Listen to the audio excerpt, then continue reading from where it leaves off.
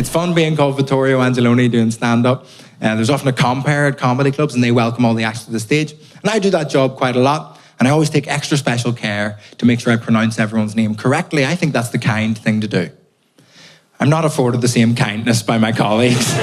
They fuck it up so much that I've had to pre-record me welcoming me to the stage for the start of the show because I don't trust anyone anymore.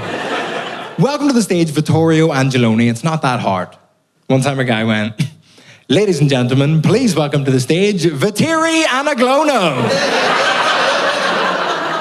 Which isn't right. It's not my favorite. It's not my favorite. One time a guy went, "Ladies and gentlemen, please welcome to the stage, Vincenzo Alabaluzzi." Which isn't a name in any language. I Googled it, there's no Alabaluzzis anywhere. But neither of those are my favorite. My favorite is a guy who brought me to the stage, tried to pronounce my name, and gave up in the middle. Because he went, "Ladies and gentlemen, please welcome to the stage, Valentino, fuck." Which I thought was quite honest of him on some level. I kind of appreciated it. I didn't get called Vittorio growing up in primary school. Belfast's a very good place for nicknames. I had a nickname in primary school because in primary school, I had a lot of struggles with anxiety attacks. Do you know what they called me? Panicking Skywalker. Which is just great bullying. You gotta respect it. That's top level work. It's actually only the third worst nickname I've ever heard from Belfast. Number 2, there was a guy in my class called Donal. And you know when you were younger and your mum used to cut your hair? Not a lot of poor people in, don't worry about it, that's fine. Basically, Donal's mum was doing the buzzer up the back and she accidentally went too high. So she had to give him a full skinhead, like bald. Do you know what we called him for 10 years? Shmuel. You know, like out of the boy in the striped pajamas. That's a bit much for some people in the audience. My primary school was fine with it. Even the teachers in the register were like, "Shmuel, here, okay, he's fine." That's true, he's a dentist now. He puts the gold fillings into people's teeth.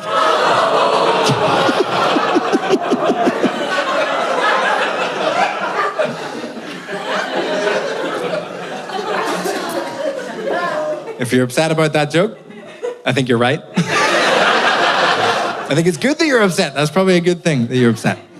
It is funny that you're upset. Because it is number 2 on the list.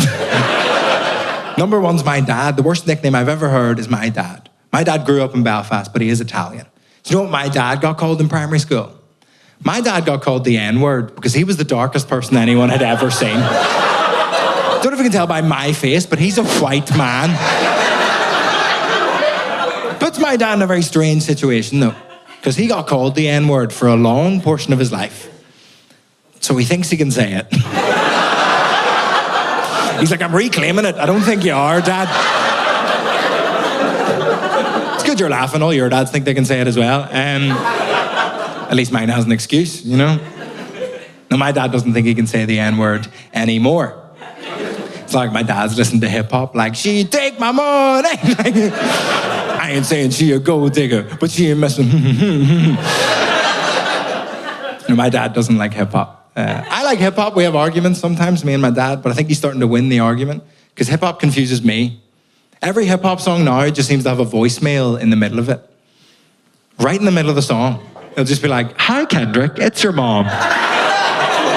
Just leaving you this message to say, keep striving for greatness and always believe." Where's Kendrick Lamar getting all these inspirational voicemails from? You know, if I put my voicemail on a song, do you know what it would sound like?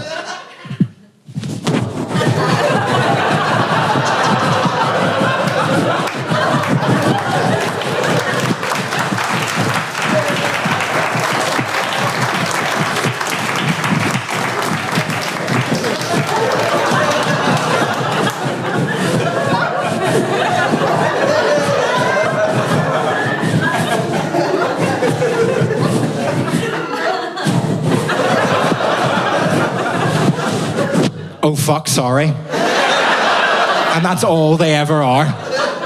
You can't make hip-hop out of that, unfortunately. I do admire racists in Northern Ireland. It's good to have heroes, no? I just admire people that have tough jobs. That's a tough job. Being a racist in Northern Ireland. It's such a white place that they have nowhere to put their racism. So they saw my slightly tan dad and were like, that'll do, we're in, we're doing it. It's such a white... Northern Ireland is such a white place. And people don't believe me. It fucking is. It's... Just ask Liam Neeson. If you don't remember what I'm talking about, Liam Neeson, on TV, in an interview, decided to tell a little story. He told the story about how his friend had been assaulted by a black man in Northern Ireland. And in his very Liam Neeson way, he went, so I got a bat. And I walked through the streets of Northern Ireland for 2 weeks trying to find some black bastard to beat the shit out of. Liam Neeson tried to find a black guy to beat up for 2 weeks and couldn't. That's incredible. And he just ran out of racism. After 2 weeks, he was like, they're fine, I guess. Because he had no one to be racist to. And I think that's the solution to racism. Just get rid of them.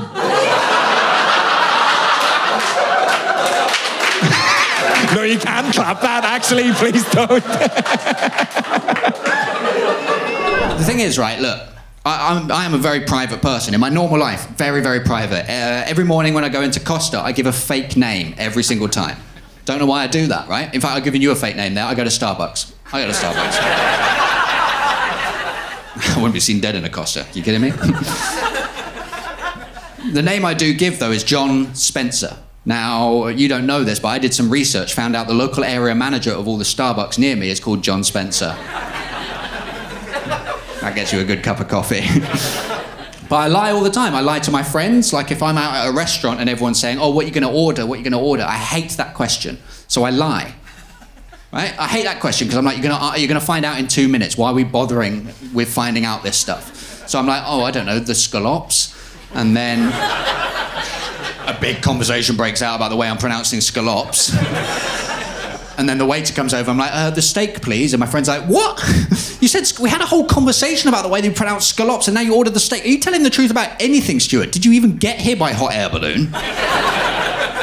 I'll never tell.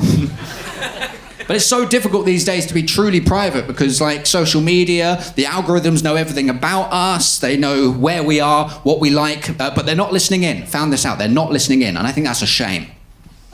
That's a shame, right? I want it listening in. Are you kidding me? I'm fucking funny. I don't mind. If you're in the government, who have you got today? Stuart. Oh, you're in for a good day. I don't want them knowing where I am. I'm 39. I go to M&M World way too much.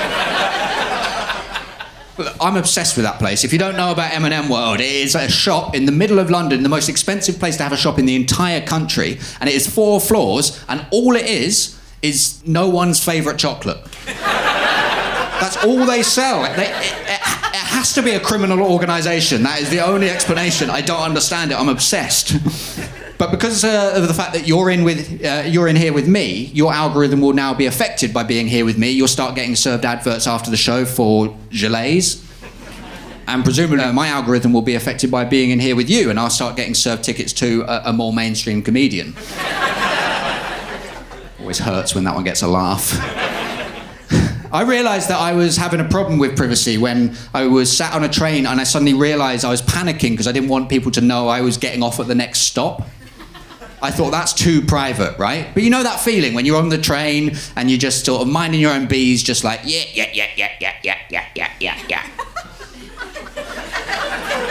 You know that feeling? You're just minding your own bee, yeah. Sorry. Yeah. You know that feeling, right? Yeah. Sorry, I know what's happened here. Bees. It's short for business. It's not normal length for bees. If any of you are like, oh, I could take bees on a train, trust me. If you take one thing from this show, you cannot take bees on a train. What? Fine, I'll get a taxi. What? Fine, I'll take the hot air balloon. But yeah, I was sitting there just like minding my own bees, just taking it all in. Yeah. And you know that feeling, and then you spot them, right? That person, they're putting on their coat, they're packing away their book, and you think, You fucking mug. It's fucking amateur hour over here. I got the cut of your jib, sunshine. You're getting off at the next stop, you pathetic fucking fuck.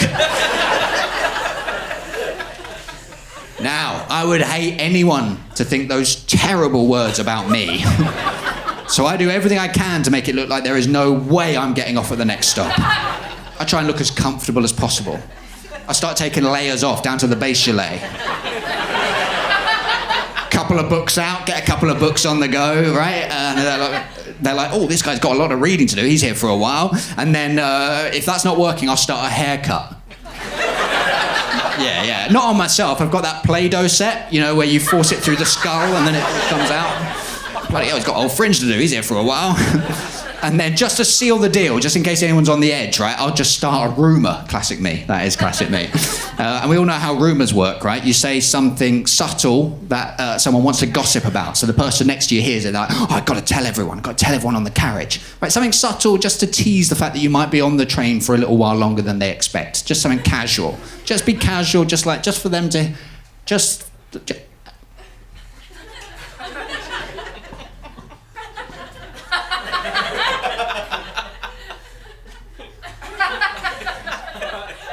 I'm in this for the long haul.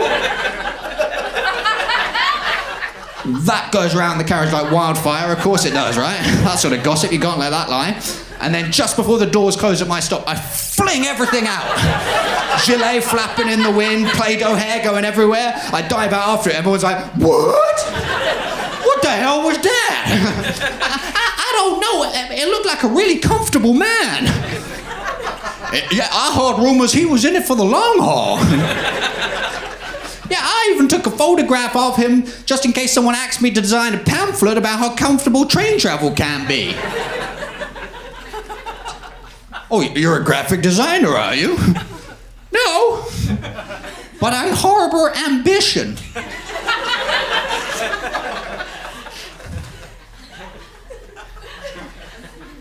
You're human.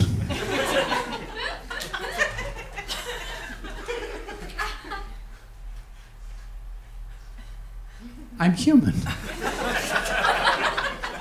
And then they kiss.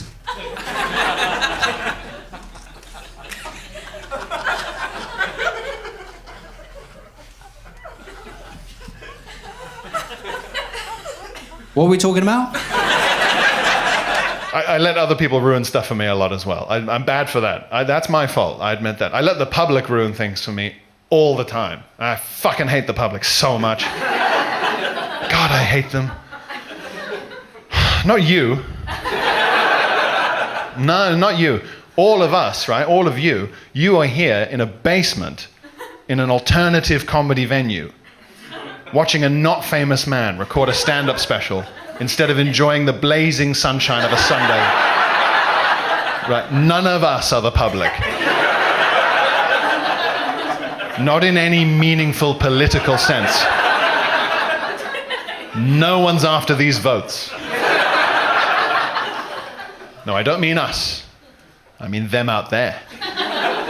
You've seen them. Getting basic questions wrong on daytime quiz shows. Throwing up on the bus. Stopping and checking their phone at the top of a busy flight of stairs. The public. The reason we can't have nice things. I'll let them ruin stuff for me all the time. I'll give you an example of when I let them ruin something for me. So I live in London with my partner, and her parents came to visit us in London from not London. Right? If you live in London, those are the two places on earth. And when someone visits London from not London, you must go see a show in the West End. It's in the Magna Carta. It's the law. So we took her parents to go see a show called The Play That Goes Wrong. Has anyone here seen The Play That Goes Wrong? Few people. So if you don't, woo indeed, it's very good. If you don't know The Play That Goes Wrong, it's like a parody of an Agatha Christie mystery, you know, The Mousetrap. Yeah, you're in a stately home, someone's been murdered, did the butler do it? You've seen it. Even if you haven't literally seen it, if you've watched a single evening of ITV,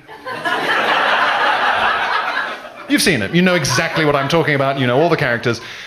So that's the premise, right? But it's like a parody, right? And the joke is that, oh no, this serious murder mystery is being put on by a bunch of fuckwits who mess it up, right? They get it all wrong. And like they get their lines wrong, and the costumes get all mixed up, and the set falls down. Ha ha ha. Now, can I just say how hard it is to accurately describe the play that goes wrong without coming across like I have nothing but contempt for the play that goes wrong. I don't. I've seen it twice. It's a guaranteed good time. You just have to understand, it's very hard to positively describe a farce. Oh, it's a farce.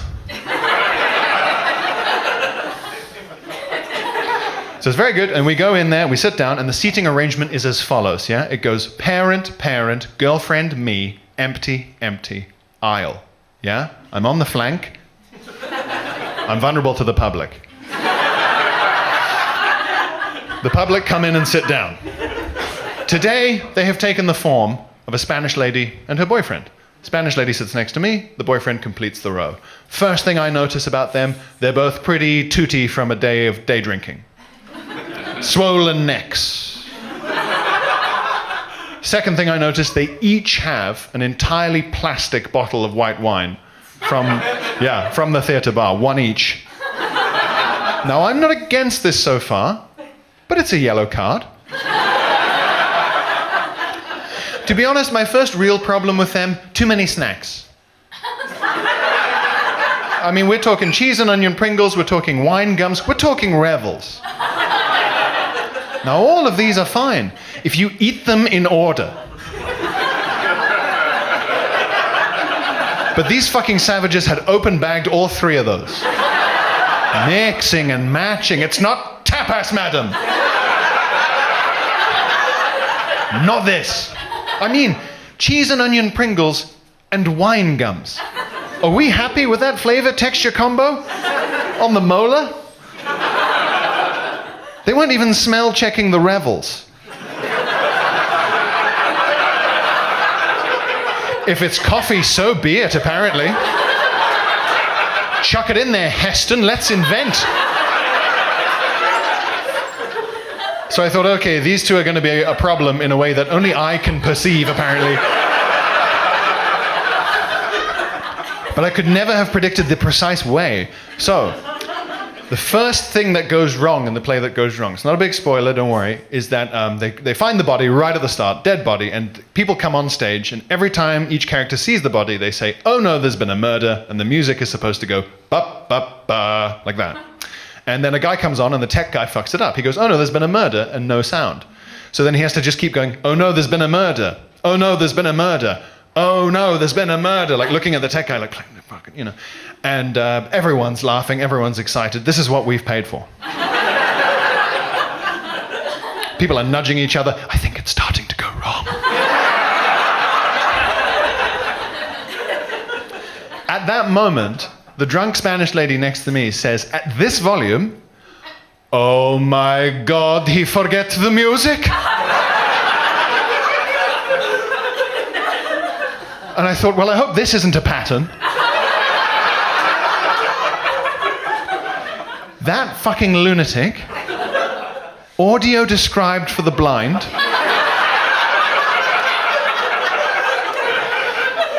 every single joke in both 45-minute halves of the play that goes wrong. It was astonishing. We were 4 rows from the front. The cast could hear. I don't know what they thought was happening. That today the play would be going wrong in 3D somehow. Today, even the audience misunderstood the premise of why they were there. And she was just yelling this, and obviously the steward had to keep coming over from her little, air hostess flippy chair to tell her to stop, right? And she would have to come over and just be like, madam, please. You can't live like this. Please stop describing the play. And every time the Spanish lady would do that kind of like drunk person in trouble, like, oh, I'm in trouble, But if you're a member of staff like this poor woman, you have to believe the customer, right? You can't secondarily jab your finger in their face and go, you better not be fucking lying to me! So the steward lady had to go, thank you for understanding, madam. Safe in the knowledge that the second she got back to her flippy chair, this lady, right back to fucking describing. Just like, oh, his wig has come off, this is bad for the play, you know. So she could not be stopped. And I was so furious and confused that I had to do something I've trained myself to do when the public do something incorrectly. And what I do is I shut my eyes and I imagine a world where they are doing the thing correctly and I am wrong. And sometimes that can open up a gap for compassion. It doesn't always work. I remember once I was on the train, 9 a.m., sort of commuter train on a Thursday, and a lady came in and sat opposite me, normal lady dressed for work, and began ramming slice after slice of bread into her mouth from the bag. With what I would call fury. And obviously I saw that and I thought, oh no. In general. And so I shut my eyes. And I imagined a world where that was the best way to enjoy bread. And I thought, no, she's insane. Well, worth a try. Worth a try. Give her a chance. But see, the reason I bring it up is on this occasion, it did work. On this occasion, I did it, and I thought, you know what? They are right, and I am wrong. Because let's face it, they were enjoying the fuck out of the play that goes wrong. I mean, they were having the time of their lives. I can personally vouch that she fully understood every joke. And the boyfriend, well, he was loving it. I mean, he was laughing that slightly frightening pirate laugh. And when he laughed, he slapped his thigh. Like a Tudor. And I was the one who was wrong, wasn't I? Because they're doing that, and I'm the one here seething like a little gremlin. You know, they're not even smelling the revels. I'm the dickhead here, right? But how do I do that? How do I enjoy anything as much as this battered Spaniard? And it's not booze. I've been drunk in the theatre before, and I've never described a whole play out loud. So what is it? And so I've got to figure it out, because you know what? It's costing me money as well, this attitude problem of mine. Because my experience as an audience member is so easily ruined by like phone screen checking, loud chewing, drink slurping, you know. I now have to pay over the odds in a cost of living crisis when I have spent all my money on this jacket. I now have to pay over the odds to go to exclusionary and elitist cinemas, where that sort of thing just does not happen. I'm talking picture houses, I'm talking Curzons, I'm talking everymen. Yeah? Anywhere with a wasabi pea option. Something about wasabi peas just keeps these bastards away. And the sort of everyman picture house exclusionary elitist cinema that I go to, that would not have been tolerated. If I had been sat there and a drunk Spanish lady had begun to describe the piece of cinema I was trying to enjoy, you know, oh, the bear, he eats the marmalade, yes. Whatever art house film I'm enjoying. Well, I would immediately call over the maitre d' of the cinema. You know, the head butler of the picture house. Like that, I would say, garçon! Garçon! And he would come over, the full Jeeves, yeah? Tailcoat, pinstripe trousers. And you know, butlers have always got that white cloth on their arm? That's soaked in chloroform. That's what that's for. And he would use that to subdue the Spaniard. In her chair. Obviously, she would narrate it. Oh no, the butler, he knocks me out. Then 2 footmen would come and carry her to the medical wing of the cinema. And the maitre d' would say to me, I'm terribly sorry, sir. And I would say, think nothing of it. But never let this happen again. And he would say, of course, as a token of our apology, please accept this 175 milliliter screw-top Malbec. En plastique. I would say thank you, and I'd take that, you know. And then he would go, rewind the film. We're all going to watch it from the beginning again, properly. And then he'd take her chair and have it burned. Is that so much to ask?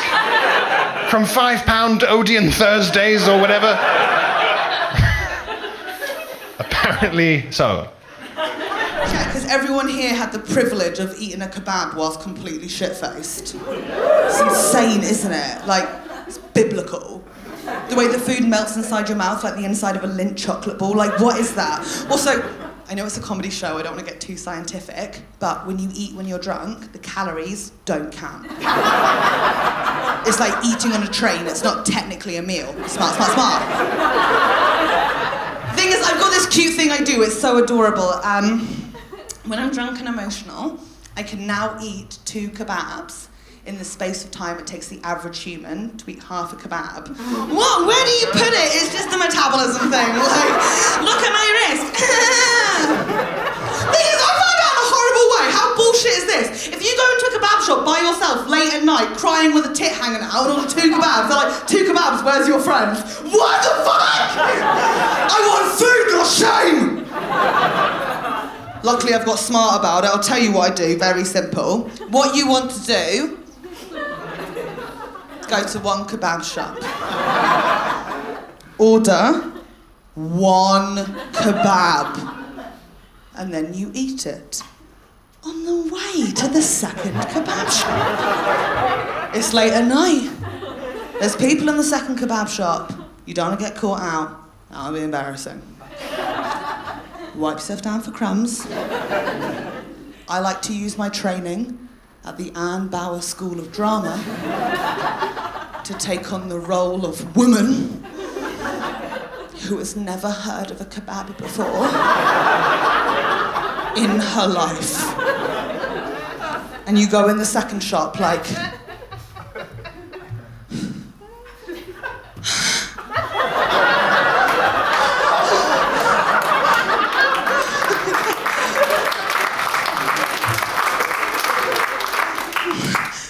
What is this place?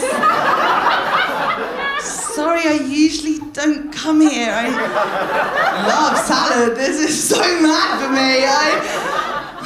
Isn't it table service? I don't know.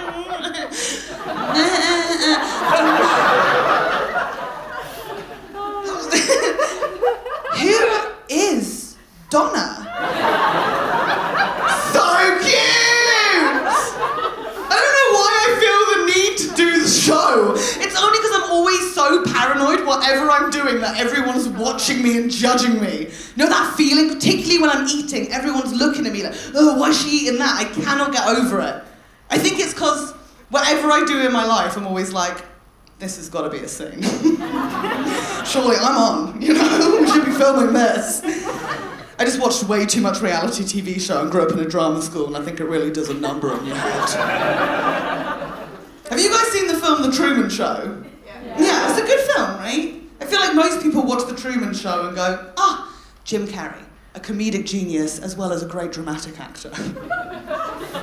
I watched it and I was like, oh, that is such a good idea for a TV show.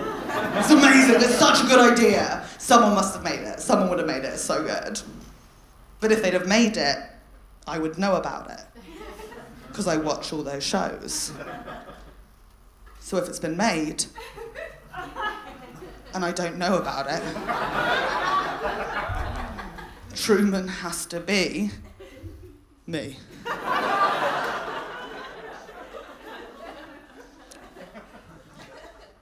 What is so frightening about saying that, and most of you going, really quiet, is it just makes me so much more paranoid that you're all actors and you think the scene's gone wrong. Like, I figured it out live on stage in front of you, what are you gonna do? Like, I just... Think about it, how would I know? How would I know? My first day in life with my my first day on set, my entire life, everyone will be acting around me. And like any baby in any long-running TV show, like EastEnders or Coronation Street, that baby is cast because they are cute. It's around 6 years old, the director looks at that kid and goes, cute kid, can't act. Better replace him. Can't replace me. I'm being Truman'd. Or Bowered. Need to get me some acting lessons. Easiest way to do that, start the Anne Bauer School of Drama in my house. This is the brain I live with! And most people think it would be a nightmare being filmed 24/7. A nightmare? Come on, I would love it. I wouldn't know the cameras were there, they'd capture my full range. They'd finally be able to capture a side of me that I could never show people. Like, I don't know, my vulnerable side. Like, I can't even say it. That is how afraid I am of being vulnerable. I just think I need to be tricked into being vulnerable. I need to be tricked into it. My whole life I've just wanted one of those moments where people look at me and they go, oh my God, what's going on with her? Do you think she's okay? Because no one ever asks randomly, and I'm always doing a show, so no one ever thinks that I'm not okay. No one asks when you're a child because they can't figure it out, but no one asks when you're an adult because they assume you can tell them, because they assume that you are able to communicate. I can't. I just have to hope people figure it out. I think we all know this feeling from school. Like at school, my dream at school was, you know that moment when you're sitting in the classroom, teacher at the front, and the receptionist comes in with a note for one of the students. And we know this note. It's usually that someone's forgotten their school lunch money or like forgot their PE kit. But every now and again, this note was something more. And whenever this receptionist came in,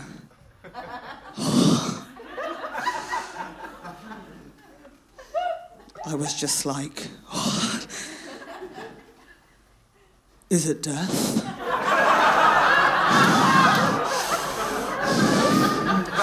Is it for me? Just so excited at the prospect of being told something awful in front of people. Want to hear something ridiculous? All 4 of my grandparents died when I was at school. My parents told me when I got home. No one sent a note. What a waste! Could have been a beautiful scene! I mean, how much drama did I want in my life? Like, seriously. I was raised inside of a drama school. I did drama GCSE. I was surrounded by drama and it was never enough. Of course it was never enough. I mean, look at me.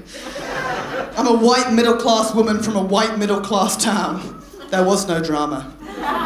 We created our own. Our only currency growing up was imagined emotional trauma. And my God, did we love it.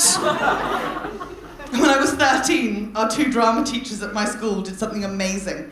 They decided that everyone in my year had to write and perform a monologue to the rest of their class, which is a terrifying exercise. And we could do anything we wanted. Like, it could be comedic, silly, slapstick even.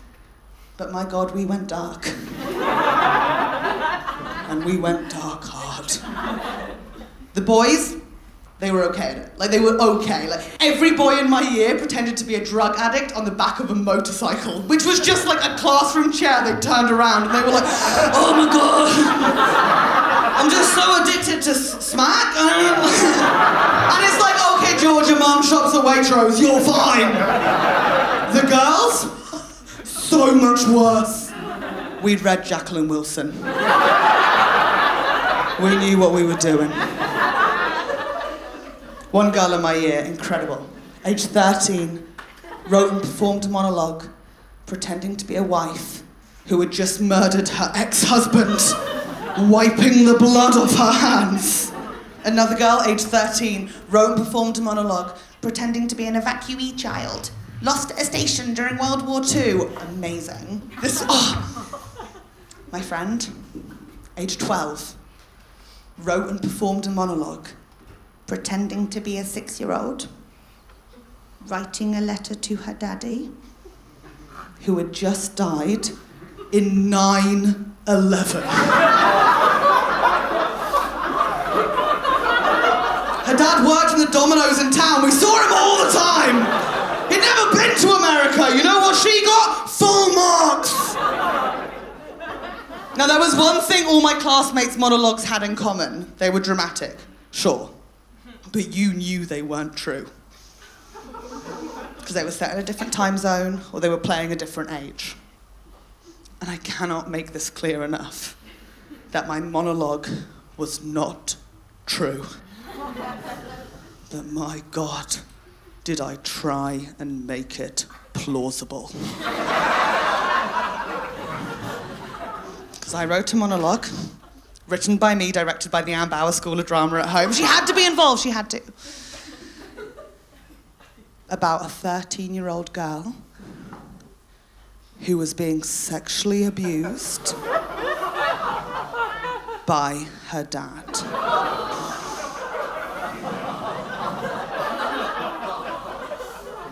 I wore my own pajamas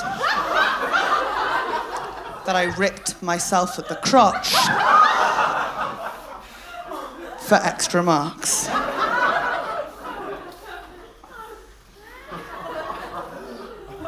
I got an A. Thank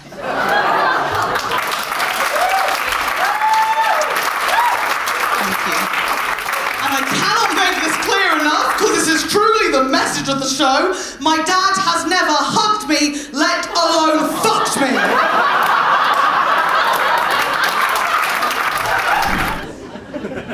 I appreciate you coming out here to see my show, The Optimist, and I know that there may be some of you in the audience here this evening. Hey, listen, I'm assuming you might have seen me do stand-up comedy before. And you might be thinking, there we go, 4 of you, well done.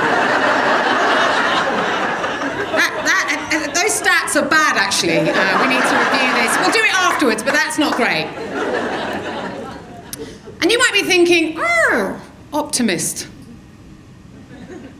It's not really your jam, Jen Brister.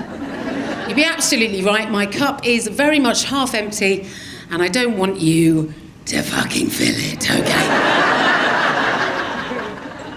But I've got to try and fill it because I am a parent, and I have children. I have twins, and they are 8. Yeah, they're 8 now, twin boys. Thank you for clapping that. It's one man in the second row. Thank you, sir. He's really into it. Got to think about twins. Let's not bring it up right now. But listen, I've got to do it for them, yeah? I've got to be a better person for my children. I can't let them see who I really am. Look away, children. Don't look at Mama in the eye. Look away. The only way I know how to parent my children is to lie to them. We all lie to our children. Every parent lies to our children, particularly when they're young. There's three fundamental lies that we say to our kids, yeah? Number 1, Father Christmas. Apparently he's a thing. Yeah, we've all agreed that, not just in this country, it seems to be international. We've all agreed that Father Christmas is a thing. I say to my kids, now listen, don't you talk to strangers, especially any strange men, right?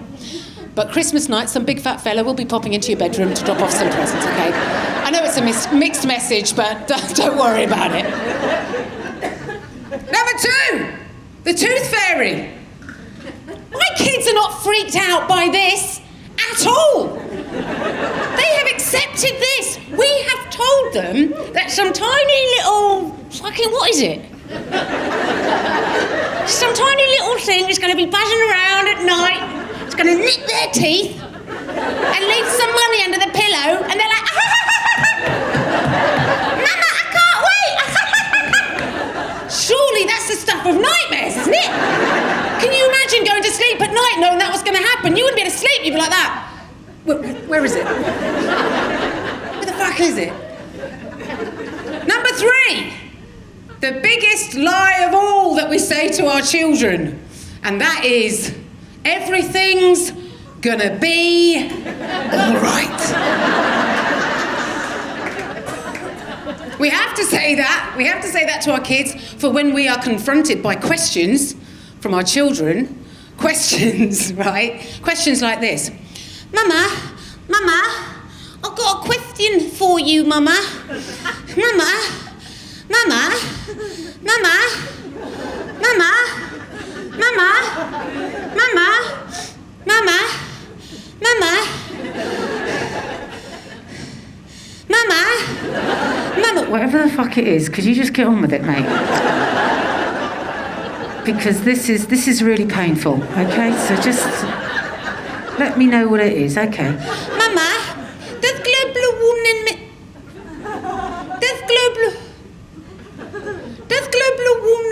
mean that we're all gonna die? Oh my goodness, oh my darling boy. Okay, now listen. 2 things, okay? First,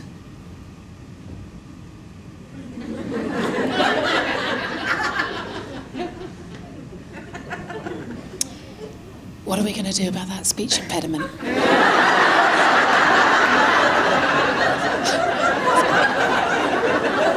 We'll circle back to that. And second, now listen. Of course it doesn't mean that we're all going to die. Okay, darling? It doesn't mean that. All it means is that the planet's got a bad tum-tum. The planet not feeling very well. But if we all do our bit, you know what? We can make the planet feel better.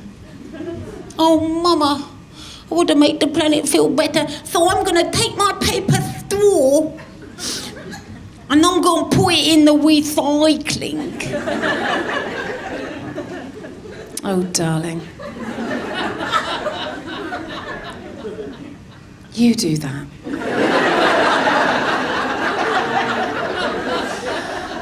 You do that.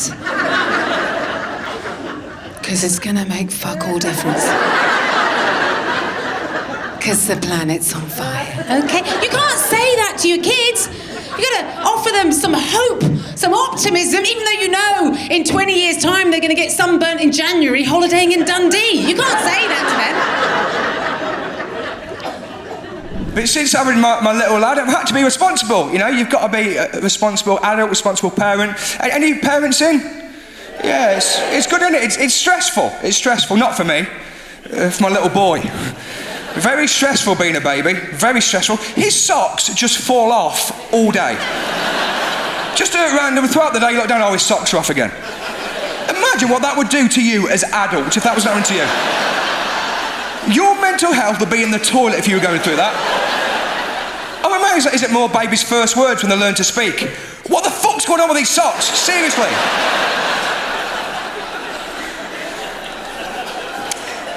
It's mad being a baby. My little boy's 13 months old. He's got 3 xylophones. Why does anybody need 3 xylophones? There's professional xylophone players with less xylophones than this kid. I said to my wife, why has he got 3 xylophones? She goes, oh, he likes to play one in the bath. Yeah, of course, it's like some kind of fucking eccentric billionaire. What is going on here? We can put 2 of them away. Surely we can put 2 of them away. It's great, I'm loving having him. We tried for a long time to have a baby, me and my wife, we tried for years and years and years. We didn't think it was going to happen for us, and it nearly broke us up. It was a very difficult time, but he's here now, and it's amazing. His birth was incredible. I'll never forget his birth for as long as I live. There's only a few things that I'll remember vividly forever in my life. One is the birth of my little boy. The other thing I'll never forget where I was when I heard the news that Michael Jackson had died. Now, it was Glastonbury Festival, 2018, which is a full 9 years after his death. I don't know how I missed that. That's on me, that's an oversight on my part, I'll accept that. We started trying in 2016. My wife turned to me on the settee one evening and she goes, Josh, I want to try for a baby. And I said, I want to try for a baby as well. Together? Yeah, perfect, let's do it. result. Because we've been together a long time at that point, and we've been together for years and years, and when you get with somebody really young, you can't really imagine what it'd be like to be with them for years and years. I tell you what I mean, we went out for quite a posh lunch recently at a very fancy restaurant, if I do say so myself. And the young guy that's letting us in, he's about maybe 18, 19, this lad, and we hadn't booked, and it's 1 o'clock in the afternoon. This young guy, he looks around the restaurant, he goes, I can squeeze you in, but we'll need the table back by 5. What the fuck do you think we're going to be speaking about for 4 hours in a Las Iguanas? You do your bit, mate. It's back in 15 minutes. Just get us in there. She hates going for food with me. My wife hates going out for dinner with me. She keeps telling me at the minute, right, like I've got ADHD. She keeps saying to me, Josh, you've got ADHD. I think you've got ADHD. I think you should get tested. I think you've got ADHD. Yeah, well, I think that's a very arrogant thing to tell somebody they've got if you're not a doctor. Like, let's break that down for a second. Like, you've told me a story. I've lost interest in that story. And your first thought is that I must have some kind of psychological condition. The arrogance of that. Like, can we maybe work on your storytelling skills before we put me on mind-altering medication? Should we try that first? I'll tell you the truth, I'm not a good husband. I'm not a good husband, I'll be honest. I'm not unfaithful or controlling, but I am incompetent, and that can really break a person over the years. I don't know what this says about me, right, but I'm not my wife's emergency contact. It's not a great sign, that, is it? I just make mistakes, that's all it is, I just make mistakes in our marriage. The worst mistake I've made in our marriage, right, was actually during one of the lockdowns. Now, my wife works in a school, her favourite dinner in the whole world is beef stew in the slow cooker. Very exotic woman, that's her favourite dinner. One day, she gets up early to go to work, she puts this beef stew into the slow cooker, she goes out to work. She texts me at lunchtime saying, can't wait for this beef stew, really looking forward to it. Gets in, 5 o'clock in the evening, rubbing her hands together, can't wait for this beef stew, been looking forward to this all day. What neither of us realised was that at about 12 o'clock that day, I'd accidentally unplugged the slow cooker so that I could plug in Alexa to ask how old Ronan Keating is. She was fucking livid. She's like, what were you thinking? I was like, I don't know, late 30s, early 40s.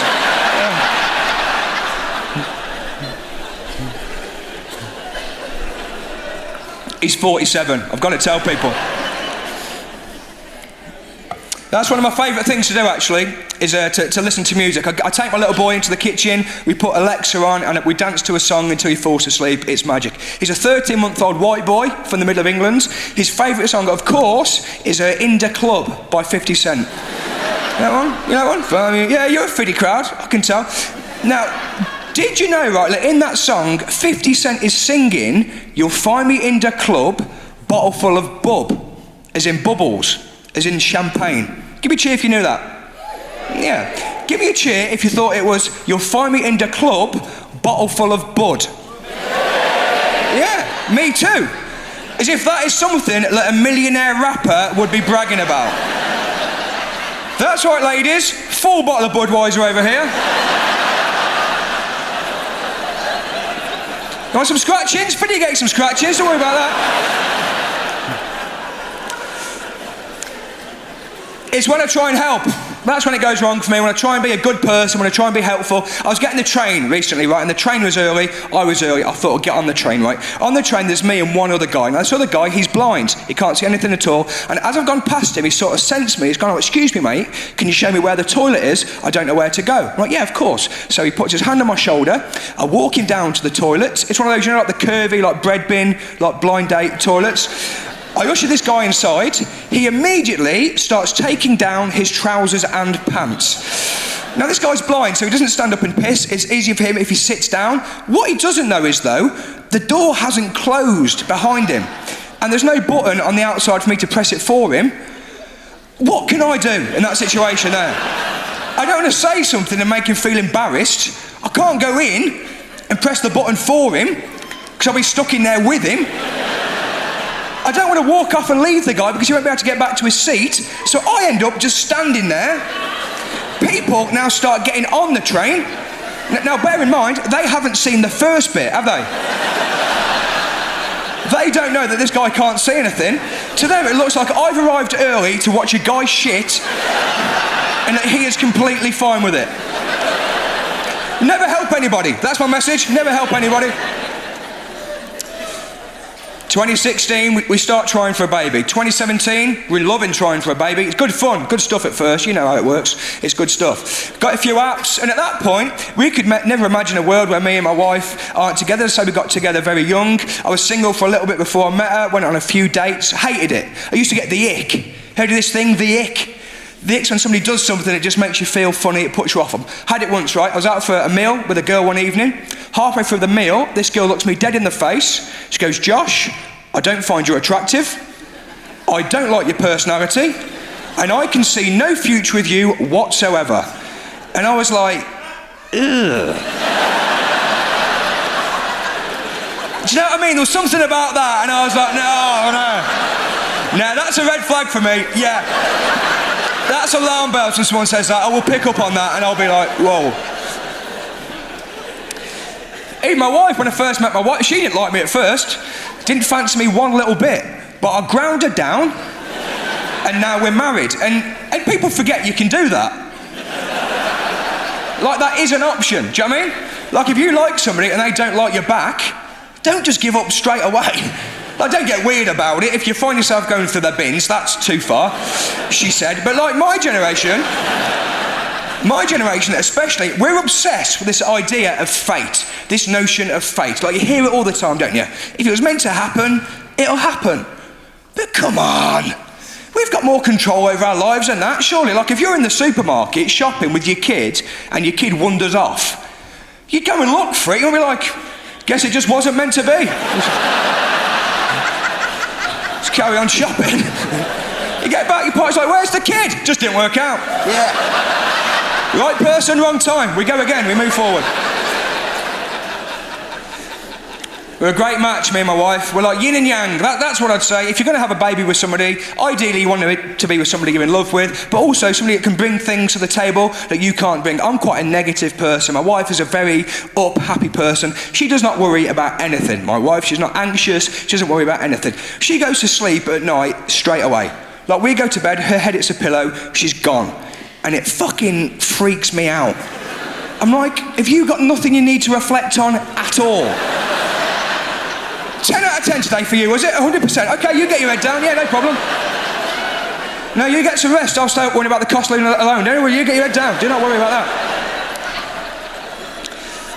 She doesn't worry about the cost of living, doesn't worry about anything like that. This is a fact, right, that sums her up. Right? So since the cost of living's come in, I've stopped using the dishwasher so much, stopped putting the tumble dryer on all the time. She has started leaving the radio on for the dog when we go out in case he gets lonely. That's lovely, isn't it? That's a lovely thing, but it's costing a fucking fortune. I wouldn't mind, but he started texting in, entering competitions, and that's what a joke. The first place I left Asia to, and then more as an adult, I got a job in Germany, in Berlin, in Germany. I moved there as an immigrant, but I didn't know German, so a lot of the friends that I made were English-speaking expats from other developed countries. There's a very subtle difference, between an immigrant and an expat. The easy way to say it is that immigrants are brown and black and expats are white, but that's too simple. It's too simple. It really is. You ever met a Polish person? They get sad too. You need to ask someone why they moved to a place to really know. An immigrant will say something like, I moved here because I got a job, or I was trying to get out of a bad situation back home, and I just wanted an easier life for myself or an easier life for my family. And an expat will say some shit like, I just heard the vibe was really chill. Just, some nonsense like that with a big smile on their face as fuck. Now I've caught wind, though, that immigrants become somewhat of a trendy word that rich white people in developed countries want to take for themselves because they can't let us have anything, apparently. No, really, I've met people from the US and Australia that have moved to the UK and like to call themselves immigrants. And that's fine, they're not wrong, they're within their rights to do so. But I feel like that's the same as if Elon Musk, a white guy from South Africa, moved to America like he did and started calling himself African American. It's technically correct. but it just don't feel right, do it? It's...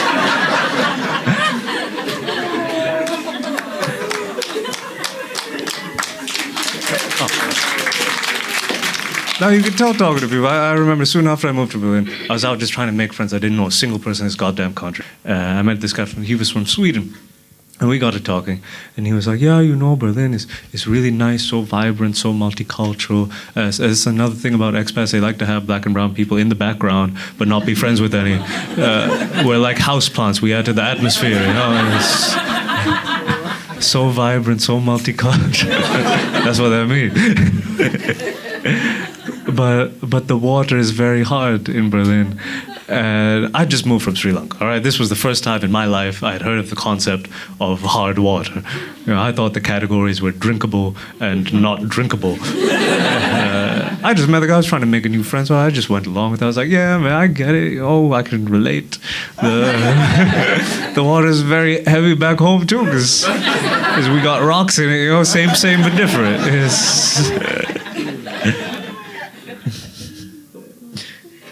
It was such a party city, Berlin. It took a long time for me to get used to it. You know, these people treat partying like it's a full-time job. I swear I had a day off work on a Wednesday, and I messaged a friend like, hey man, you want to get lunch or something? And he replied, nah, sorry bro, I have an orgy to be at. You know how it is. And I can't say I do. First of all, terrible at multitasking, but mostly just something about the idea of being me, alone, in a room full of Europeans holding whips and chains.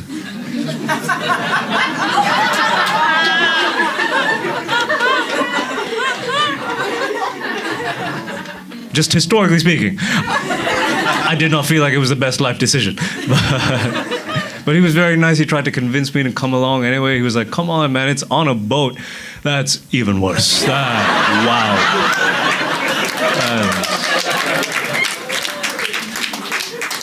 That is probably how they got them the first time. All right, this is why.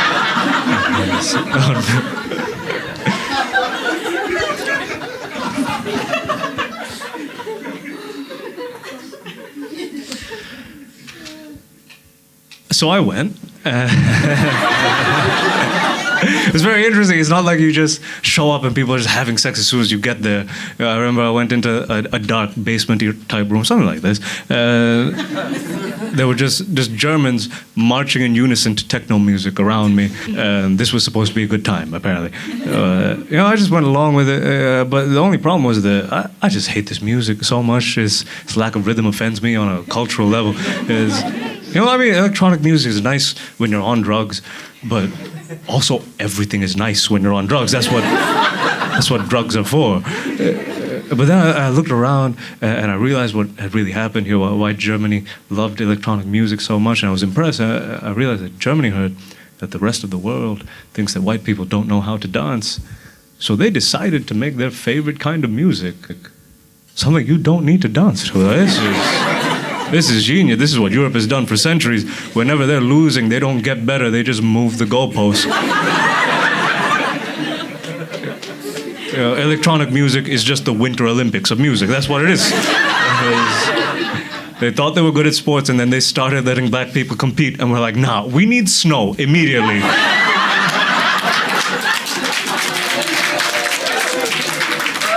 We need to hit the slopes right away.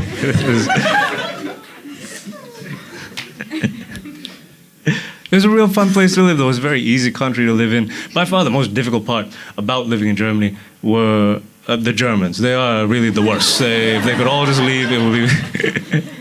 No, they were just very rude, and it's something I'm not used to. You know? But I came to respect it after a while. I came to respect it because I know now that rude people are the sign of a strong economy. That's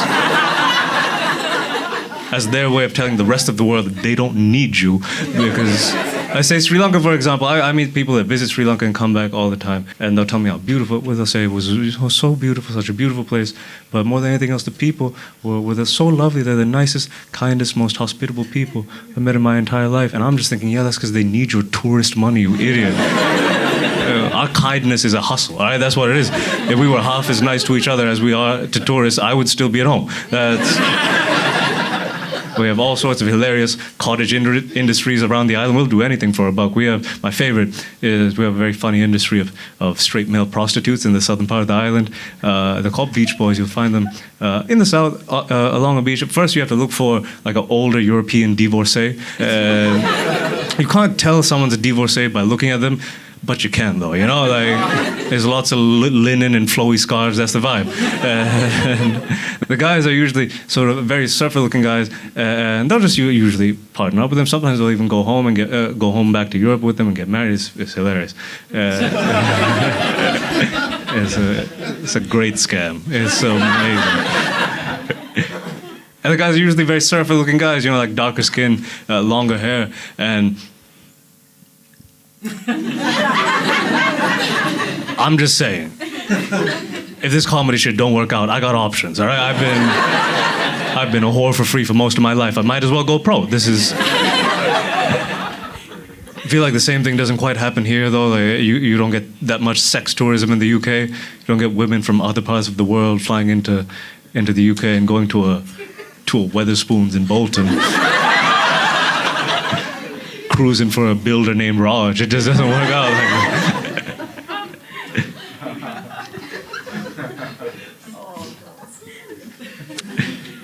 I started doing comedy there, and that was really nice. You know, this is really the first thing I've done in my life that I feel like is for me. The only problem was it was exhausting. I still work a full-time job. I was at the time, and I work all day and do this at night. I was just, you know, like, this sitting down thing is not a part of the act. I'm just tired. You know how exhausting it is being this exceptional? Right? I'm 27 years old. You look in my eyes, that's a 72-year-old man looking back at you. But a lot of the people I started comedy with, I just noticed that they had a lot more free time. They were a lot more chill. A lot of them didn't work jobs even. I wondered how that was working. And they just said, like, no, you know, we if you're European or from other countries, you can just claim unemployment. And you get a check every month, and that's all right. And I was a very jealous, resentful young man at the time. I was just mad that I had to work so hard my whole life to have access to this life, and these people got it just by default. So much so that I looked it up, and apparently Berlin had a 10% unemployment rate. 10%, that's 3 times Germany's national average. And then I was wondering, how is this even economically possible? Like, who's supporting all of these people, some of which are choosing not to support themselves? And then I remembered that 60% of my salary that wasn't actually my salary. And I was like, oh shit, am I supporting these European kids' dreams? Is this a reverse Angelina Jolie situation? What is happening? You know, I understand that high taxes are a big part of the reason that life in a country like that is so nice, but a warning would have been cool. You know? I remember the day I got my first paycheck there. I read the first line with the total amount, and that was more money than I had seen in my entire life before that point in one place. And then I read the second line about how much they took away, and realized that in one day I had more money taken away from me than I'd ever seen in my entire life before that point. It was very conflicting. I didn't know whether to be happy or sad. I felt like I'd been blindfolded and given the greatest blowjob of my life, and later found out it was by a raccoon.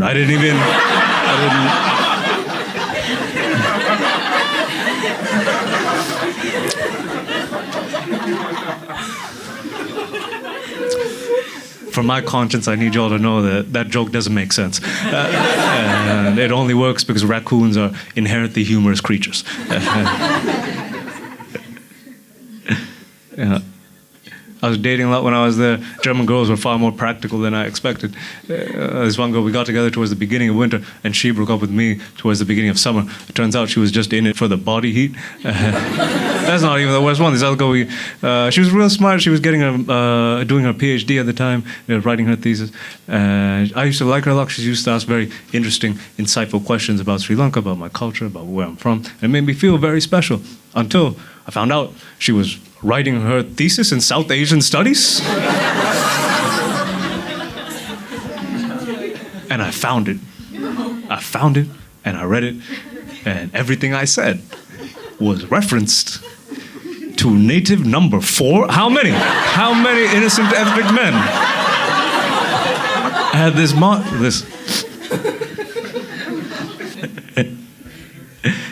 I felt bad for how good my life was there, you know, because you never quite completely forget where you came from. And this whole time that I'm living away from home, I'm aware of how hard it is for people back home. And I'm just out here in Europe doing comedy and going to orgies and shit. I felt like a selfish person. I really think I have. The UK is a very conservative country. A lot of people here are very afraid of immigrants. And speaking as an immigrant, y'all should be more afraid. Like, we're the worst. We really are. We're the most selfish people from our respective places. We're the ones that left everyone else behind on purpose. Think about what kind of a sociopath you need to be. Like, you're born in your place. It's a little rough, but it's home. Your friends you grew up with, your family, everyone you've ever loved is from this place. But you're like, nah, fuck all of these people. I want Amazon Prime. I'm leaving. I'm too good for this. I think of myself as a self-made man. That's my thing, right? By that I mean I left home at 18 with nothing but the shirt on my back and every conceivable privilege. Still got them. White, male, middle class, and if they invent any more, I dare say I shall have them too. I'm very lucky. I own a house. You can't... Thank you. Yeah, it's hard saying that to people in their 20s. You can watch their dreams die in real time. It's not fair. I say I own a house. My wife owns a house. I own a wife, so that's good. Lived in London, the sprawling metropolis that is London, for the last 15 years. And then 5 years ago, I moved to the hipster capital of Britain, Bristol, as the result of losing an argument about starting a family.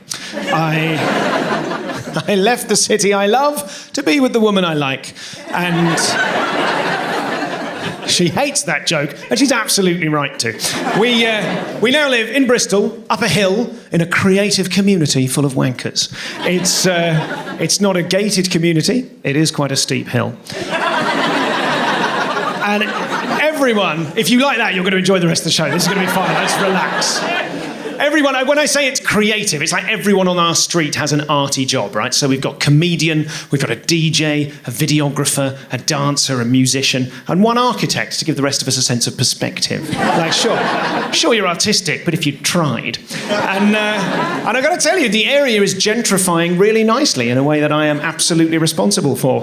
When I first moved there, brunch on a Sunday was £8. Now it's £13.50. You're welcome. That's me. I did that. And if anything, it's too comfortable. It's a really comfortable place to live. So I'll give you an example. We take the children, local kids. We take them on, my own children. I've said local kids there as if we're some sort of Pied Piper couple. And we're like, come children, let's go on a walk. No, not at all. We have two fabulous children, lovely, lovely little boy, and the girl one's good too. And we... I've known him longer. We go on walks and we go to the forest, right? The forest is technically a cemetery, but there's no point getting into that at this stage. And what we've noticed is such is the nature of our groovy, creative community that someone from the community has been sneaking into the forest and nailing lots of little 4-inch high doors to the bases of the tree trunks. Have you seen anything like this? Little fairy doors, right? You've seen them. So it's all twee and it's all sweet, and the children come along and have an important cultural experience and go, oh, this must be where the fairies live. Not my son. My son's like, well, they're out, but there we are. And that's why they do it. But the problem is, we're such a bunch of wankers that all of the couples have gone home and go, have you seen it? Have you seen the forest? I can't whittle. I can't carve. How will we contribute? And so what they've done is everyone's gone back and added little embellishments. They've put little accoutrements in the... That's a fun word, isn't it? Accoutrements. They've put like a little rocking chair in the front garden. Someone's cut up a doormat into inch squares and put little fairy doormats for the fairies to wipe their little booties on. Someone's got a lolly stick and 2 bits of string and made a little swing on a nearby branch. It's twee as hell, and it's my duty to disrupt it. So what I've done is I went to a doll's house furniture shop and bought a load of white goods, like fridge freezers, microwave ovens, and I just left them outside in the fairies' front gardens to rust. Get a Scalextric car, set fire to it, leave it smoking on its edge outside. Bring the area into disrepute, some miniature police tape here, some tiny crack pipes there. And what I did last night, I snuck in, I put a tiny white tent in one of the front gardens. Yeah, so it looks like there's been a murder. Take my son through it earlier today. Yeah, I think the cat got him. Ooh, nasty. It's not true, of course. I haven't done that. What I've done is I've decided to take it far too far in the opposite direction. So what I've done is I got on Etsy.com and I bought a job lot of about 200 of these fairy doors. And night after night, I've been sneaking in, adding more and more fairy doors, right? More doors, everywhere you can, every inch plastered with doors, up trees, up branches, doors, doors, doors, doors, until the area is completely oversubscribed, right? Doors everywhere. And so many doors, eventually the fairies, they're going to need somewhere to get their coffee, aren't they? So a little artisanal coffee shop there, maybe a vegan upholsterer's over here. Doors, doors, doors, doors. And then at the very end, what I'm going to do tomorrow is sneak in with an armful of tiny little estate agent signs, start sticking them everywhere, as all of the local fairies are priced out of the area by these fluttering iridescent wankers from London. That's the plan. That's the plan. I recently achieved the dream of every middle-class person. I had a bit of work done on the house, had a new kitchen put in. I stress, we're not wealthy, but we came into some money on the death of an elderly relative, upon which I had bet heavily. Come on, Uncle Oscar, Daddy needs a kitchen island. So we got this work done, and I don't know if there are any men in the audience who are man enough to admit that when you meet a proper man, you go a bit funny, right? Like if you see, walking down the street, if you see a guy who's like wearing overalls, he's got paint all over them, and you see him and you go, there goes a proper man, and you go a bit limp, you know, oh, he's proper. All it really means, of course, is that he's not that good at painting. And what happens, and I don't want to do this happens despite my best endeavours, I open the door to them and I do a bit of a voice, right? I don't know what it is. These guys turn up, I'm like, all right, let's wait. Like, where is that coming from? What is that? I'm going, all right, a cup of tea, cheeky Stella, all right, lovely. I think on some level I'm trying to sort of leverage a friendship with them in order to create the possibility of the discount for cash. Don't know if anyone's ever pulled that off. All right, lads, cup of tea, discount for cash. What that is, I'll give you the cash, you knock the VAT off, everybody's laughing, apart from obviously the schools and the hospitals. Anyway, and they must know. They must know, right? When I turn up like this, they must go round the corner and go, he's rather patronising, isn't he? Yes, he is. He is condescending to us, talking down to us, isn't he? Yes, yes, he's trying rather hard. That's what she said, careful. And we tried to do the whole job in a week, right? They wanted to get it done in a week. So at one point, they were all in the living room. Now, our living room is underneath our kitchen with this little squeezy house on a hill. And all 5 of them were downstairs in the living room having a chat, right? So there was a Chippy, a Sparky. You've got to know the lingo. There was, whatever the fuck a plumber is. Cheeky Dolphin. I don't know. Splash Harry. And a Bender. That's unlikely, I think. And a Gaffer and a Spaffer, which is my word for a plasterer. I've made that up myself. You're welcome. Spaff, spaff, spaff. It's harder than it looks. So all 5 of them were in there, and I went in to offer them a coffee, right? And I panicked, because I didn't know how to address them together. And I walked in, and I went, all right, men. I don't know why I said that. I think I was going to go for lads, and then I bailed out halfway through the sentence. I turned up, men, as if I'm the brigadier at the back of the battlefield on a white horse. And I'm expecting you, obviously, to die tomorrow in your hundreds of thousands. But for now, can I offer you a coffee? So they all said yes. So 2 minutes later, I'm standing upstairs in the kitchen, at the worktop, in front of a coffee pod machine I already feel bloody guilty about. And I've got 5 pods on the worktop in front of me, thinking, am I really going to chuck 5 pods at these bastards, right? What if they want another coffee later on? They're here all week. This is going to bankrupt me, right? I'm going to have to kill another relative. They're not the usual pods, is my point. They're from a special collection called simply Regime. And so I've got the 5. I scoot them up. I've got 5 pods in one hand. I've got a jar of dirty instant coffee in the other hand. And I'm looking from one to the other, trying to make my mind up. When I look up, and one of the builders is standing on a ladder looking in through the kitchen window. There is no other thought I could possibly have been contemplating. I ended up having to do a sort of extended improvised act out to my wife, who was not in the building, saying to her out loud, oh, all right, darling, what are you done there? What are you doing getting this instant muck? Nothing but the best for my boys. Sorry, I'm sorry. The biggest wake-up call that I got that dating was going to be really different this time round, a decade on with where my life was at now as a parent, was this. So, historically, whenever I'd been single, I'd really enjoyed putting it about. No shame in that. Borderline pride, actually. No one was harmed in the making that fun. Yum, yum, in my vagina. But it did mean that once or twice in my early 20s, late teens, during that last single time, I had to do that awkward but responsible thing once or twice of phoning someone up and going, oh, God, one of us has given the other one some kind of STI. Well, this time round, I genuinely had to phone someone and say, I'm so sorry, but I'm pretty confident I've given you nits.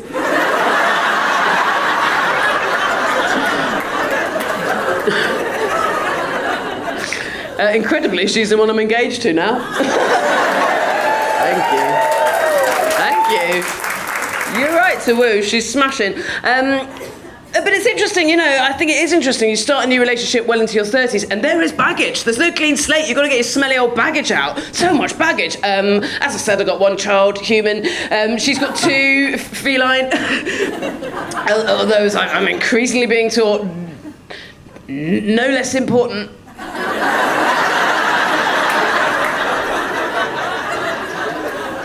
My human son absolutely loves my missus. I think he can instinctively tell, just because she's a few years younger than me, that makes her inordinately cooler than me. I think it helps that she's covered in tattoos of animals I can also walk into.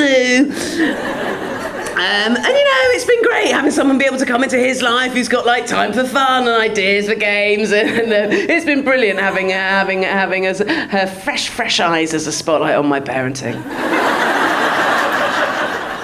I mentioned that my language is mollified. It's had to become. Here's the origin story of why. We'll go back a few years. My son was 2, maybe 3 years old. It's just me and him in the car, right? I'm still with his dad at this point, and out the back of the car, my son goes, Daddy says, oh, for crying out loud. And I was like, yeah, he does. Oh, he says that all the time. He probably says that all the time. It's almost like a catchphrase. I can't believe I'd never noticed it and you've clocked that. That's amazing. He does always say that. What does Mummy say? Anyway, Mummy says, fucking fuck.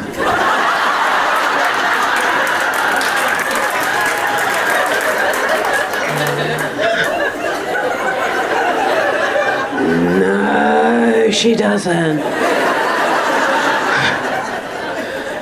You've misheard. Mummy says, crumbs alive. You remember Mummy's catchphrase? Crumbs alive. Yeah, look, I need to confess, I have got no self-control and really bad road rage, and it did mean that my son did learn all the worst swears by probably a sort of roughly illegally young age. You'll be relieved to know, though, if you're sensible or the police or whatever. It's had a surprise consequence in the sense that now, age 7, he is the biggest language prude I have ever met. He hates bad language. He will sniff it out and he will hunt it down and he will find it. And he will quash it. Honestly, he's like, man over there, right here, over there, behind that bin, behind that bollard, over there, just on 2 Fs, I don't like it. Skip that song, too many B words. It's like living with a tiny Mary Whitehouse. The other day we were on a play date with other families and I properly banged my leg and I went, oh, sugar. And he went, well done, Mummy, not saying shit.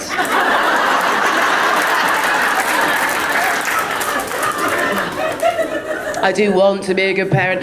I really care about being a good parent. I hope that I'll naturally just sort of evolve into a good parent over the years. There's loads of stuff I feel passionate about as a parent. I mean, I would love my son to have minimal shame around certain things. That feels important to me. I would love him to be the first generation ever who can be, like, completely unembarrassed about having a queer parent. Wouldn't that be nice? I would also particularly love him not to have shame around his body and eating and drinking. I feel so strongly about that. Hopefully I've brought him up so far to be sort of really joyful and curious about those things. The other day, I was having an alcohol-free beer. I told you I was a geriatric millennial. And he said, can I try that? And I thought, actually, I can't see the harm in that. I don't think I actually liked the taste of beer until I was well into my 20s. Wow, he scolded it. I didn't know a 6-year-old could drink like that from a little glass bottle like that. To prise it out of his hands. That's so nice. That's so delicious nice. That is so nice. That. I've just spent the last year walking into places with a 6-year-old who walks in and goes, "Have they got corona?" No, they haven't. No, but he can read now, can he? So he'd be like, "Yes, I have. Yeah, they got it there. Why can't I have it?" Sometimes they'll actually get the bottle and be like, "Why can't I have it? It hasn't got any alcohol. It's got less sugar than juice. Hasn't even got any caffeine. Why can't I have it?" And I find myself going, "Because it's not a good look for mummy." It is difficult though, being middle-aged, because people like look up to you. I mean, look, you're all in a room staring at me. I've got lights on me. What an awesome responsibility that is. And that's what my life is like. Just generally, people come to me, they think I'm a proper person, and they expect guidance and leadership from me. I had a young friend of mine came round during the pandemic. It's a young friend. He's 22. It's not a Schofield thing. It's like it's not weird or ill-advised. Well, he is slightly ill-advised. He's an arsehole. But he came round and he was very upset about the Black Lives Matter thing. Like, he was upset for the same reason as they were. It's not a horrible story. And he was like, "Garrett, are you coming on the march tomorrow?" And I was like, "No." And he was like, "Why not?" And I was like, "Because I'm middle-aged and I've done my marching, did the Iraq War one and all that, and take some sunscreen and a picnic and brace yourself for a harsh lesson in exactly what marching achieves, but have a nice day out." And he said, "You've got to come." And I said, "Why?" And he said, "You've got to. What else are you doing?" And I was like, "I'm doing DIY." And he said, "What do you mean?" I said, "I'm trying to work out how to get Artex off my dining room ceiling." And he said, "What's Artex?" I said, "Never mind about that, mate. You'll find out soon enough." And he said, "Garrett, you have to come." I said, "Why?" He said, "Because there are people in Britain living with historic crimes that have been done in the places they live, the ramifications of which they're living with to this very day, and they are angry and they want change." And I said, "You said you didn't know what Artex was." Thank you very much. Best joke in the show, that. Absolutely. Yeah. Unfortunately, I'm terribly sorry, young man. That joke is only actually available to be enjoyed by people over the age of 35. But at some point in the future, you will be renovating a property that some shyster has convinced you into buying, and you'll stare up at a ceiling and you'll go, "Oh, yeah." That show was fantastic. It really, I must watch it on YouTube again. Or, actually, no, I'll go on iTunes and give him $7.99. Because this really, that's very good. I wish he was more active on social media so I could tell him. But until that day, you will not be able to get whatever your dad paid for the ticket price value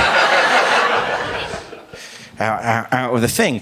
But yeah, it's just very difficult to know how to just fucking navigate things at the moment. And as a middle-aged, as a middle-aged person, like, as I said, like, young people really fuck me off.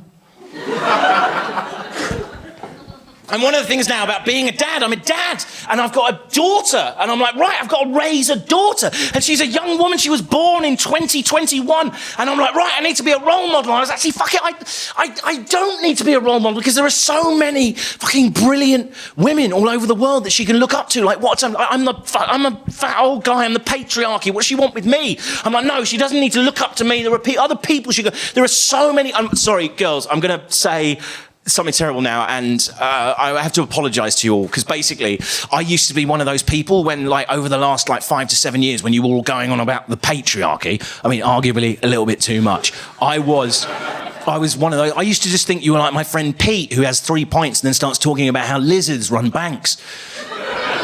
And when you're all there just going, "You're an evil patriarchy in charge of everything," and I was like, well, I didn't get my fucking invite, and neither did the bin men. What the fuck are you talking about? And then I got it. I understood it, and it took the birth of my daughter, and I'm sorry, I was one of those pricks for a long time, and now I'm going to apologise. Now I've got a daughter, and I understand. But I get it now, because every time I see an amazing woman try and do something incredible, I just see this grey hand of the patriarchy just come up and try and fucking tear her down. And fellas, we got to stop!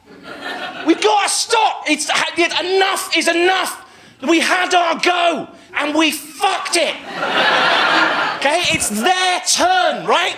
They haven't had a go yet. We've been hogging the controller and we haven't even been able to complete a level. And they're sat there going, give us a go on the controller. And we're like, in a minute, I just need to try this bit. In a minute, I just need to try this bit. Give them the controller, it's their go. Am I right, ladies? Yes, so many brilliant women doing incredible things. Liz Truss, Suella Braverman, Nadine Dorries. Incredible women, get out of their way, let them do whatever they like. Yas, Queen sisters. I really enjoy performing that bit. I tell you what, there is a woman, genuinely, I have come around on. I've seen the light on. There's someone I used to really despise, Greta. Not because she's a woman, but because she's a child. And when she was precociously showing up and going, yeah, there's a global emissions, you're like, oh, piss off. Precocious little... But I've come round on Greta, I really have. She was on the One Show recently, which was great. And... it was really good, and she said that her entire goal is the destruction of Western civilization. And I was like, that's interesting, because that brings your entire goal in line with the entire goal of ISIS. Now, my problem with that is not that's her goal. My problem with that is, why aren't ISIS allowed on the One Show? I'd watch it if they were. That'd be a cracking piece of telly. And then she said, all of my detractors are straight white men. And I was like, oh, fuck. Us again. So I got on the straight white men's WhatsApp group. And I said, fellas, who's been doing this? We cannot afford this. We have had absolutely rancid PR for the last few years. We cannot be having a pop at Greta. What's going on? And then Dave came back and we were all like, yeah, Dave, I know we've been smashing it for millennia, fire, the wheel, the entire economy, you know. But that's not relevant now, Dave. We've got to find out who's been having a pop at Greta and we've got to stop it. Lads did a bit of research. Turns out, not us. Phew. Turns out most of her detractors are in fact Chinese. Now, you're all very uncomfortable. And you shouldn't be, because I am a professional of some standing. And I'm here to tell you that is an excellent joke. It's based on fact. It's got a nice curve to it. Comes back. It's got an unexpected thing. But you all went, I heard your rectums go, because you were like, I was all right with Death Bear, but where the fuck's he going with this? Because you, like most people in Western civilization, have completely lost your ability to differentiate between racism and xenophobia. Okay? So what I'm going to do, I'm going to take you through that now so you can properly enjoy the next 7 minutes of the show. Okay, great. Okay, racism is an evil scourge which needs to be eradicated from the planet and has no place in a society that calls itself civilized. We good? Good. Xenophobia is often fair enough. I'm Sean Mcloughlin. It is really good to be here. I mean, look, just to let you know straight off the bat, I'm not going to do any of the heavy shit tonight, okay? We've had a lot of bad years in this country. The last couple of years, we've lost a lot. I'm not going to talk about any of that because, frankly, I don't think comedians should be talking about it. I'm not ready to laugh yet, okay? I'm not ready. We've lost a lot in this country. We've lost a Top Shop, gone. All right? Debenhams, gone. Yet somehow, against all odds, W.H. Smith hangs in there. I mean, what is the fucking hold-up on this bankruptcy? What needs to happen for this cockroach to die? It's the worst shop in Britain, isn't it, W.H. Smith? It's got to be the worst shop in Britain. I don't know about you, I only go in there if I need a private place to fart. Right, I hate it. Hate W.H. Smith, I hate everything about it. Hate the colour scheme, it's all blue, it's like you're being waterboarded. I hate the staff, they're all ugly. Can we admit this? They're all ugly, something's going on.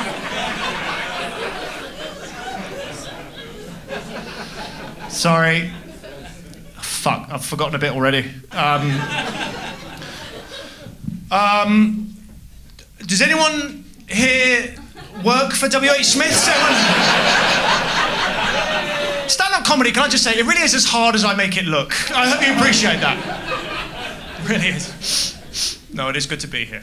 15 years I've been a comedian this year, 15 years. My big tour to celebrate 15 years as a comedian, 15 years. And I'm proud of that, I am proud of that. Do you know what I'm most proud of? I never sold out. I'm proud of that, never sold out. I don't even mean artistically, I've literally never sold out a gig in my life. And I don't plan to, because I'm not a corporate shill like your other comedians. I stick it to the man. I don't let them get to me. I don't. Like, for example, this bucket. Now, I brought a bucket on stage. That's pretty unusual for a comedian. But let me tell you something. You just say, oh, you've got one. Listen, fuck it. Just to let you know, if you're watching at home, there are meth heads in the audience. Lower your expectations accordingly. Listen, because I stick it to the man. I don't let the man in. I don't even use the internet. I don't let the big tech companies know me. Like, they think they know me. Google, they think they know me, you know, they know all of you. They've got profiles of everyone in this room based on what you type in, but Google don't know me. Because what they don't realise is I spend an hour every morning feeding them false information about myself. It's the only way to win in this life. Every time I have a genuine question I need to ask Google, I ask 5 buffer questions I have absolutely no interest in, just to put those sluts off the set, right? It's not an easy life, but I do it. I do it for you. I sit down in the morning and whereabouts in France was Napoleon born? Can you visit Napoleon's childhood home on Corsica? Vegetarian restaurants near Napoleon's childhood home.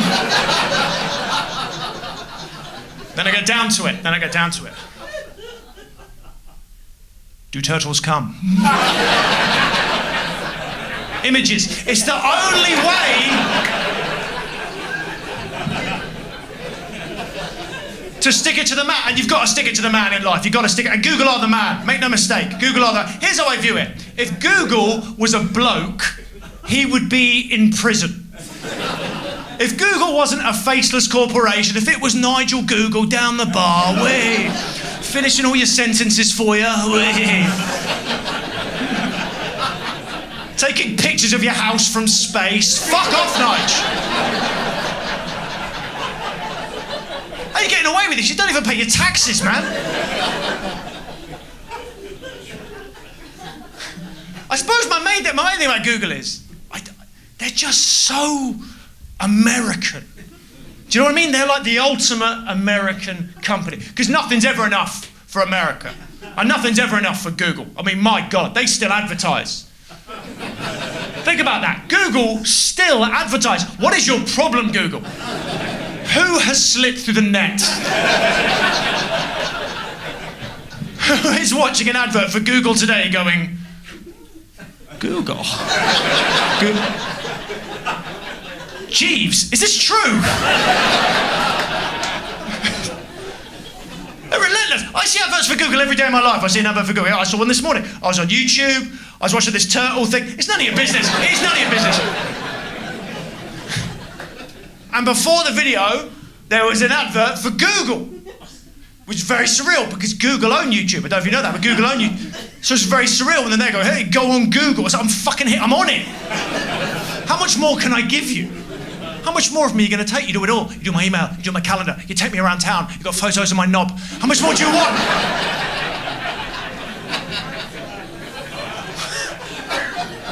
But that's America. That's America. Nothing's ever enough for America. There is an American flag on the moon. There is an American flag on the moon. If there's one thing in life that can't be claimed, surely it's the moon. But no, moon's American. Makes sense. Of course the moon's American. It's white. It's round. It's inexplicably involved in women's reproductive organs. So it makes sense.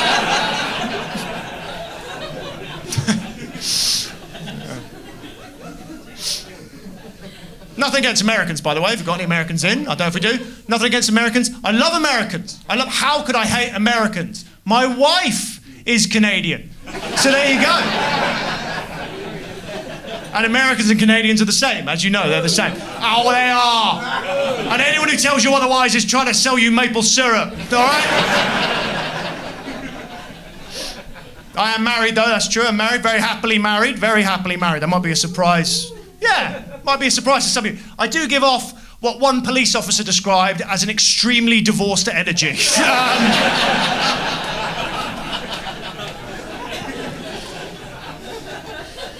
But I love her. I fucking love my wife so much. This is stand-up comedy. I don't want to get too cornball.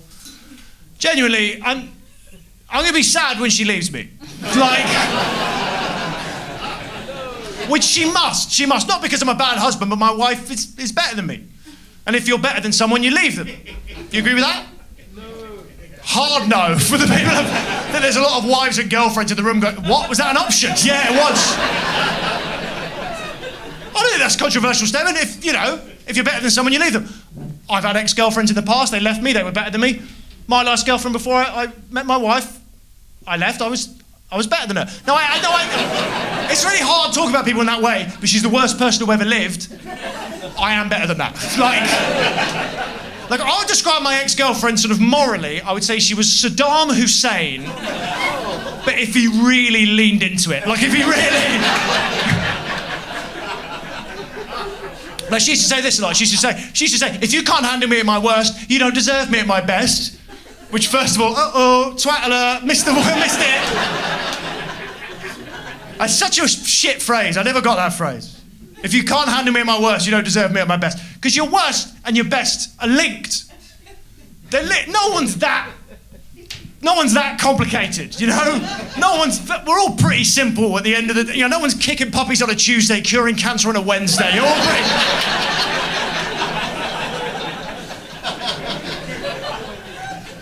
My ex-girlfriend, at her worst, she would get aggressively drunk, she'd hurl abuse of my friends and family, she'd lower my self-esteem, I would say systematically, so I was scared to leave the relationship.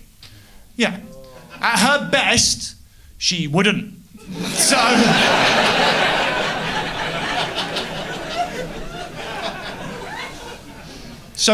I left. As my wife must leave me. And I love my wife. I want to be good enough for my wife, but she deserves the best. And I'm not the best. She deserves a husband to be proud of. A husband to go, look at my husband. Look at those teeth, my God. You know, his laptop case isn't just a pizza box. Instead, what has she got? This is my husband. He's an unknown comedian. He used a debit card to cut my birthday cake. 4 years ago, he accidentally took ecstasy because he thought it was ibuprofen. That's not even a fucking joke. I'll tell you the story. We had a couple friends round. There was a bit of a mix-up. I double-dropped pills at 9:30 on a Sunday morning. Do you have any idea? I came up in home base.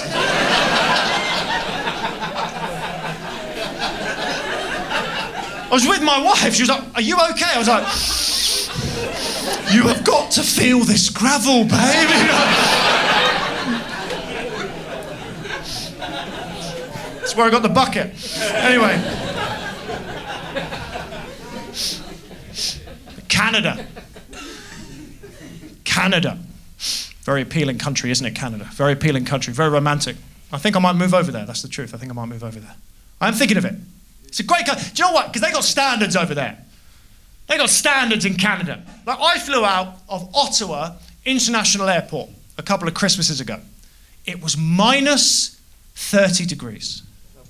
Minus 30. And the planes were taking off. And the schools were open. And nothing was... If it got to minus 30 in this country, do you think the airports would still be fucking open? If it got to minus 30 in this country, the Prime Minister would go on the news to legalise cannibalism. Okay?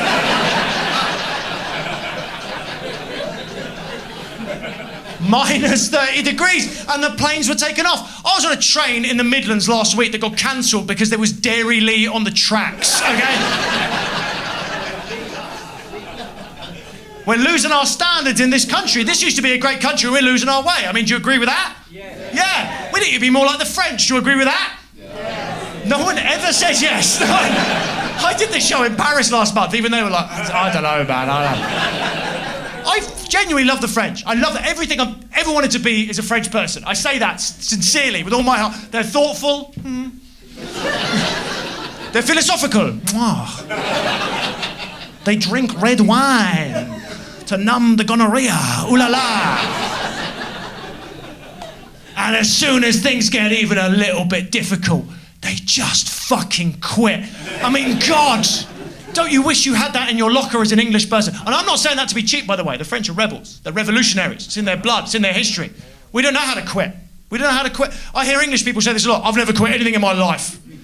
People say that here. I've never quit anything in my life. They say it like it isn't the most psychopathic thing that a human being can say. You never quit anything. I've never quit anything. I finished every meal I've ever started. I've still got all my shares in Woolworths. God save the king.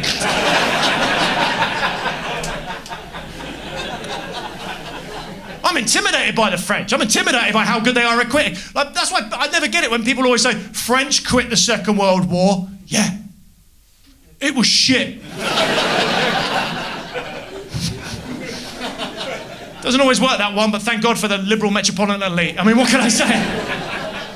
Not allowed back in Guildford.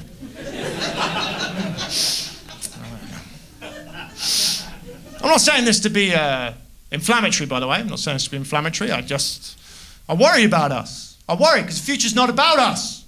The future's not about Britain. It's not about France. It's not about Canada. It's not even about America. This is the century of China and India. These are the two superpowers of the new age. And I don't think we stand a chance against these countries. I don't think we do. Their standards are way too high. Especially China. Give me a cheer if you remember the 2008 Beijing Olympics. Give me a cheer.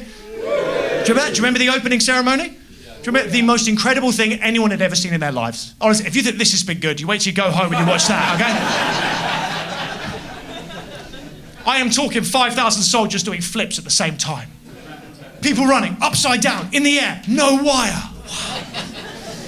Women giving birth on stage to babies that were already dressed and knew the choreography. It was astonishing. And every newspaper in Britain the next day had the same question. How did they do that?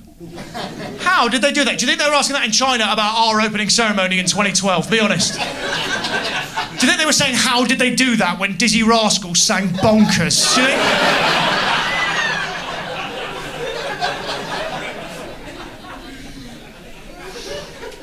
Change is coming. It's going to be hard for us. It's going to be hard for us in the UK in particular, I think. Because for all our lives, no matter how old you are, America has been the superpower. They've been the super... And we had a pretty good deal with America, all things considered. We had a pretty good... Yes, they were aggressive. They rammed their culture down our throat. They wouldn't shut up about it. We're America.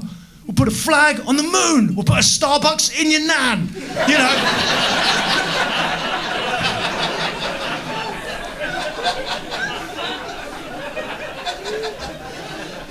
They ran their culture down our throat. But the inconvenient truth was always this. They had a big old army that killed our enemies. I mean, that was the whole deal, wasn't it? That was the whole arrangement. Just keep me safe. I'll keep pretending Tom Cruise is attractive. Come on! But now who knows what the deal's going to be with China? It's a different culture, different way of life. Different country. I mean, even Tom Cruise, Hollywood, bow to China. All the Hollywood films now have to appeal to China first. I don't think that's a problem, by the way. But you know the Chinese government, they vet the films. They edit the Hollywood films. Makes sense, of course. But it's a weird use of China's sudden wealth and power, don't you think? Influencing Hollywood after centuries of pulling themselves up. What are you going to do? You're going to close the sweatshops? You're going to bring in democracy? No. Let's make sure The Rock doesn't do anything gay. Just do that.